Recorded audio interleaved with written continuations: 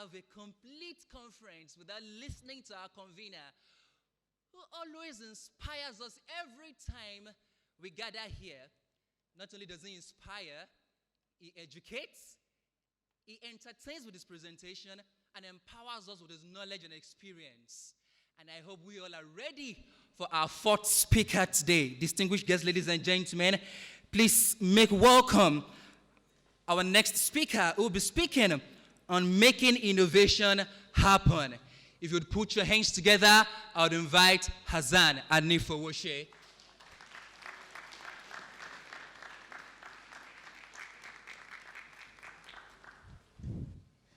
Hello again, ladies and gentlemen. Thank you for making it to the second half of the football match. This is the part where it starts to get interesting, and after my presentation, I think we'll be talking about the competition and giving the guys that are winning the trip to Dubai a chance to say, whoop! Okay, so has anyone been in this kind of situation before? It's a very common one, right? Okay, so haven't you guys thought about why is Autodesk not fixing this problem?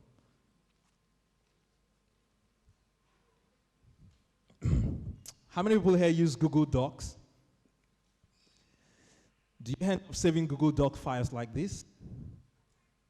Nope, most likely not. Yeah, because you can always restore a revision, right? You can always restore back an old piece, but AutoCAD hasn't figured that out yet. Well, that's a problem. So let's go. Okay, so I'll be talking about making innovation happen in your workplace. I know amongst us here we have employers, we have employees, we have student architects. In the end, all of us are aspiring to add our knowledge, our skills, our everything to a work, a work environment. And one thing that distinguishes, the big brands out there is that they continue to innovate, they continue to, make things happen, they continue to change things. That's why I think one of my captions from my last presentation was about, the reason why we buy a Samsung phone and we want to buy another Samsung phone is because it's just different. It solves a new problem. It just gets better, right? Here is a little bit about me, education and work history. I've stopped at MED architecture, but I'm doing a PhD in blockchain technology and BIM right now. So maybe after a couple of years, we'll put that title somewhere up there. So entrepreneur architect, yes, because I've seen a lot. 3D visualizer, my original passion. E-commerce lead, I've led the Chronos Stores for 2 years. And UX UI designer, user interface, user experience designer, because a lot of times I enjoy putting myself in the shoes of my users to design for them. So let's roll. Let's look at this quote by Katie. The innovation of our workplace is key to the development of innovative solutions that address the evolving complex challenges of our clients. The thing is, as architects, our clients have problems. They don't admit it. They won't tell you they have problems, but they just say, I want this, I want that. But they have problems. I'll tell you an example of a problem. Don't quote me. So there's a story about an architect that was designing for a man who had a jealous wife. And when the architect got to the house to do the presentation, the client who was the man had given him the brief, like do this, do that, do that. So the jealous wife was carrying food and was going through the back, trying to sneak at the design drawings and everything. Then the architect said, and this is the room for the second wife. What do you think happened? Yeah, the food ended up on the architect's head. So clients have problems they want you to try to help them solve. And one way to get your client to sign the check is to address that pain point. And as you continue to grow, you find out that you're streamlining your processes more and more, and you're beginning to do about the same things the same way. But something has to now differentiate you as you're getting bigger, and that's actually innovation. So let's talk about the difference between creativity and innovation. So a lot of people are creative because they always wake up with these juices of ideas in their head. Oh, why don't we do things this way? We can do things this way. We can do things this way. But the difference between the creative guy and the innovative guy is actually stepping out, setting out to do something that the process that results in quantifiable gain, like what can people pay for? And that's why some people are out there making a lot of money, because they're being innovative and not just staying at being creative. Because you can train your mind to be creative, a lot, but nobody pays for creativity really, not that much. People want to pay for something they can quantify, and that's when they sign in the check. So, how do you truly make innovation happen? The who's, the when's, the what, the how, the why. Let's find out here. So there are three major arms of how you can make innovation happen. So I'm going to relate an experience which I had with a couple of other guys on a hackathon. We were all packed into a workspace for 48 hours.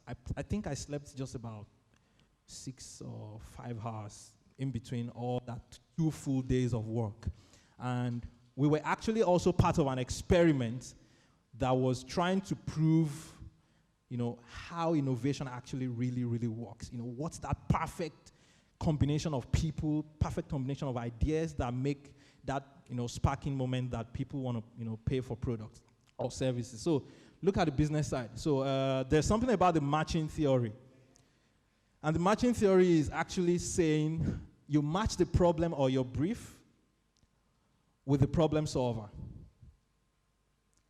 If you want to get an orange off the tree, get someone who likes to climb a tree, not someone who wants to throw stones at it and hope it falls down. You guys get that clearly?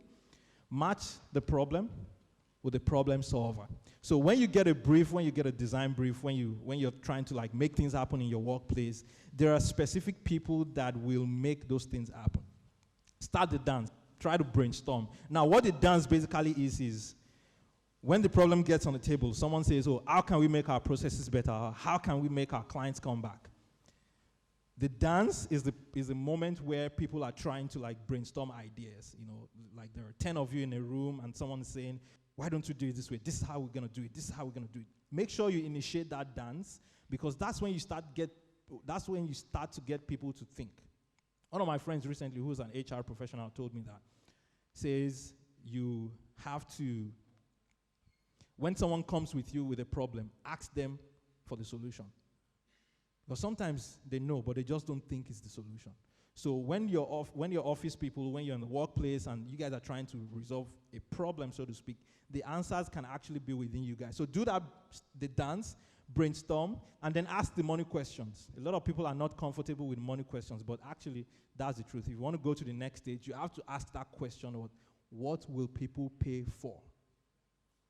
If you can streamline your thoughts towards what people will pay for by addressing their pain points, you're already trying to solve the business part of the innovation you're trying to come up with. Because if you don't get that point where people have the WTP, the willingness to pay, you're not going to be in business for so long. You're just going to keep thinking about creative stuff, but not get a lot of money in the bank. So ask the money questions. What are people willing to pay for? What's your client going to want to pay for if they see in their design? If it's someone who loves, who loves the waterfront, make sure you develop that waterfront part of their project that they would come, I need to pay you for the next stage of this work. So always have that at the back of your mind. Now, so this was the dance stage for this hackathon that we had. And the problem was, so they put a couple of us together. There were 6 of us. And they said, you have to create a problem and solve a problem in the retail industry. So me, as an architect, started thinking about the physical stores, the malls. How do people shop?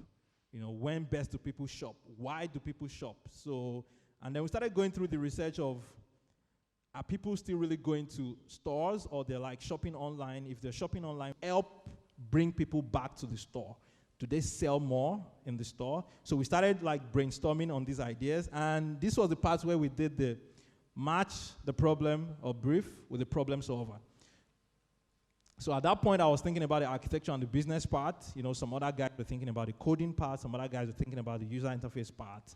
And then everybody started dropping their ideas, and we went on to the technical stage. Now, the technical stage is the part where you've already figured out the things that you think your client or the people are going to pay for.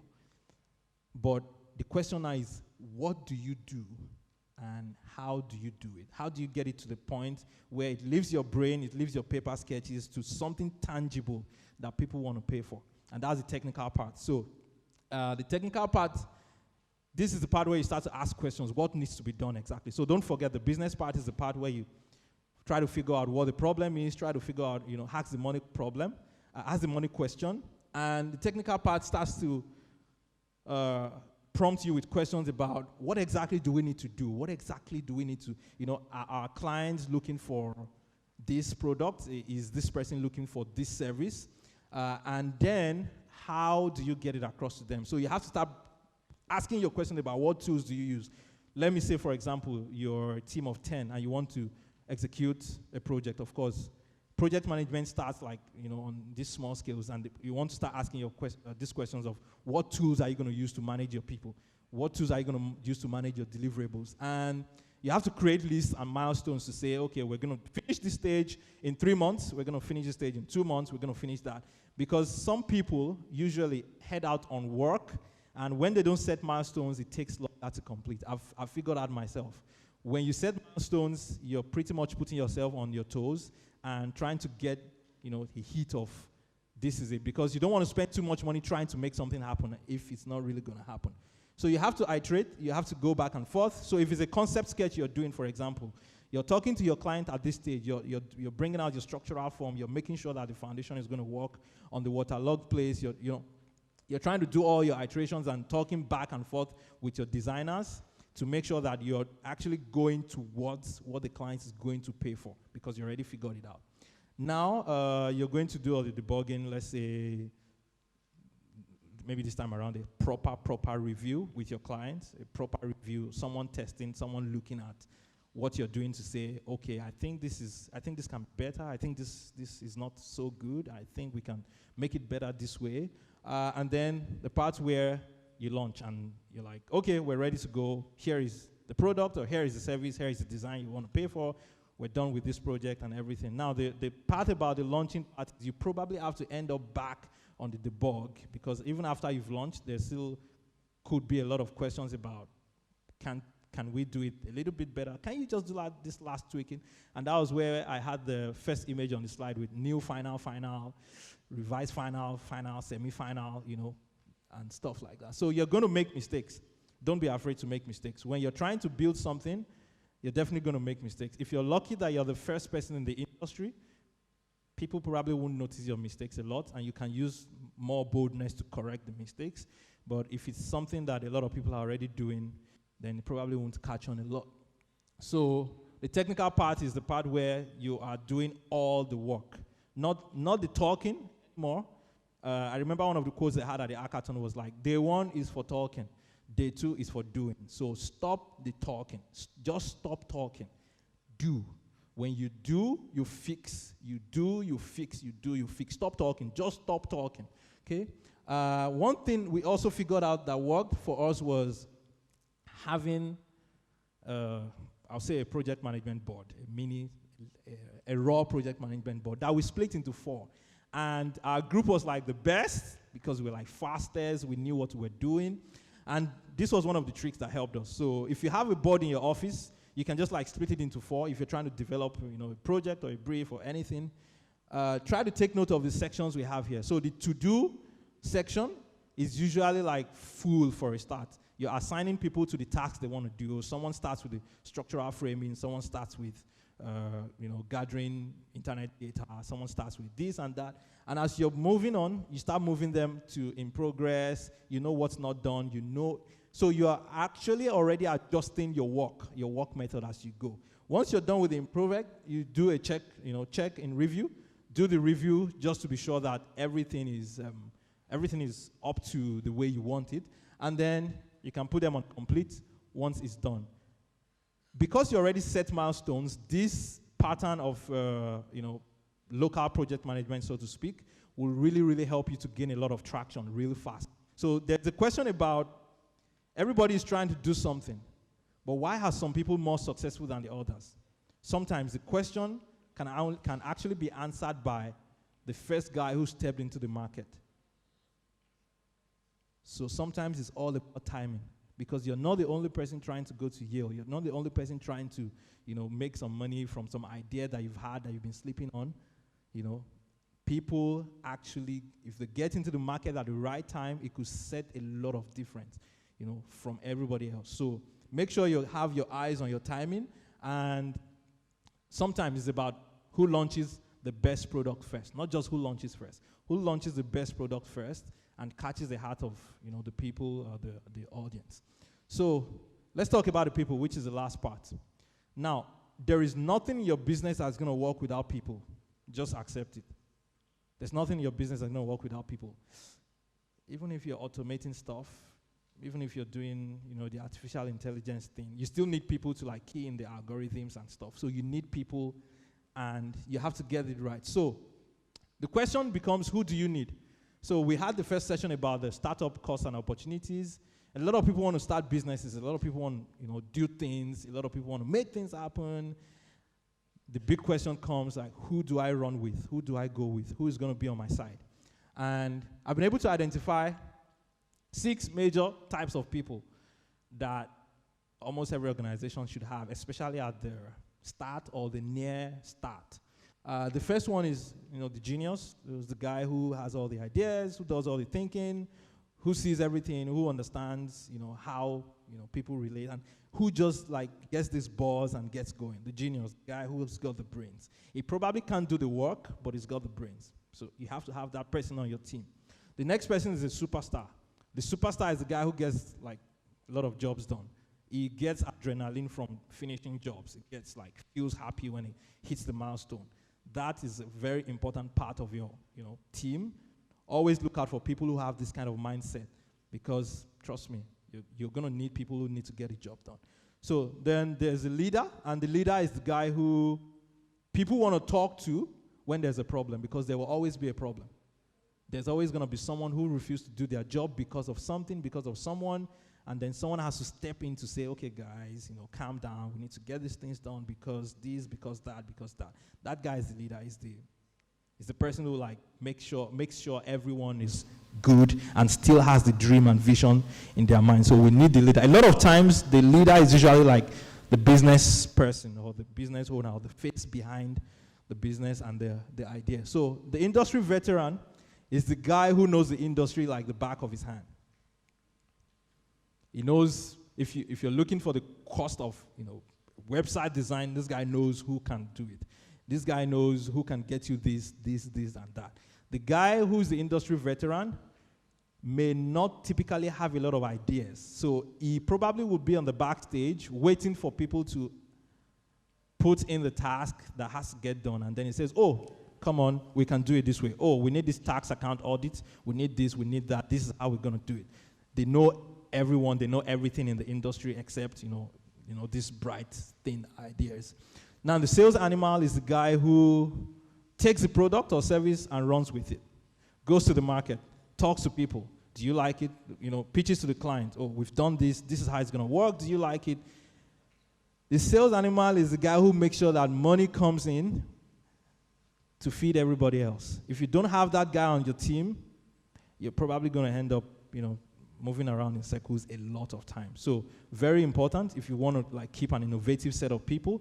Make sure you have someone who can actually sell those innovative things that you're doing. Now, the financial suit is the guy who knows the numbers. It's the guy who can tell you that in the next 6 months, if we keep going this way, we're going to get in trouble. The financial suit is the guy who says, okay, I think in the next 2 months we need to get a license, and it's going to cost us this, and it's going to eat into our, financials this much, and it's going to do this. Or if we sell this product at this price to this set of people, a large number of people, then we can downgrade we can reduce the price and beat the competition, and then cash out eventually. So you also need the guy who's thinking about the money. Now, sometimes you don't usually get these guys from the get-go, because they could be a little bit more experienced or more expensive. You can't really afford to pay someone who's going to tell you a lot about financials. So that's a really tricky part. But as you grow, you have to make sure that you're having that kind of person on your team. So this was the experiment that we went through, and after the experiment, what the result was that there is a certain number of people that can get together and be innovative. They're limiting, for now, research is limiting that number to 6. Try as much as you can to keep that hot circle of innovative people, churning ideas out, churning work out in 6. The smaller the group, the more difficult it is for them to come up with really, really strong stuff. The larger the group, the more difficult it is to get everybody working. So put that at the back of your mind. The magic number is between 4 and 6. Not more, not less. Magic number is between 4 and 6. So the last few questions is, so who drives innovation really? Innovation is primarily driven by invisible styles and preferences of people. Invisible styles that you can't really say it's tangible. And among all of us here, each one of us can identify with at least one of these groups that I've shown. The builder, who is an evolutionary person. The builder shows up at work.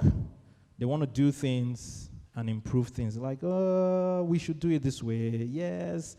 They're a little bit easygoing, but they typically want to make things better. The connector is the guy who just does things that are different. They're usually expansionary. So the connector comes in and says, okay, we've done this for this client, we've done this for this client, they didn't buy this, they did this, they bought this, they bought this. Why don't we change it this way and make it this way? It's the guy that makes all the connections between all the things that have been going on. So the builder comes in, he just wants to build up on what is already there. The connector comes and says, why don't you scrap this one? Why don't you build this one? Now take this one this way, do this pricing this way. By the time you're done, you should have a very good product or service that people will want to pay for. The last guy is the pioneer, who is the revolutionary guy. He just comes in and says, you know what? Scrap everything. We're starting afresh.